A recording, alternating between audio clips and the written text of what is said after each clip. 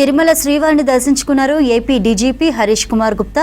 ఉదయం శ్రీవారి అభిషేక సేవలో పాల్గొని మొక్కులు చెల్లించుకున్నారు. డీజీపీతో పాటు law and order additional DG Madhusudan Reddy, AP intelligence additional DG Mahesh Chandra Ladda, IG Srikanth శ్రీనివాసుడి సేవలో పాల్గొన్నారు. టీటీడీ అధికారులు వీరికి దర్శనం ఏర్పాట్లు చేశారు. తర్వాత ఆలయ పండితులు శ్రీవారి శేష వస్త్రంతో సత్కరించి ఆశీర్వచనం అందజేశారు. అదనపు EO Venkayya Chowdary, DGP, police ఉన్నత అధికారులకు స్వామివారి తీర్థ ప్రసాదాలు ఇచ్చారు.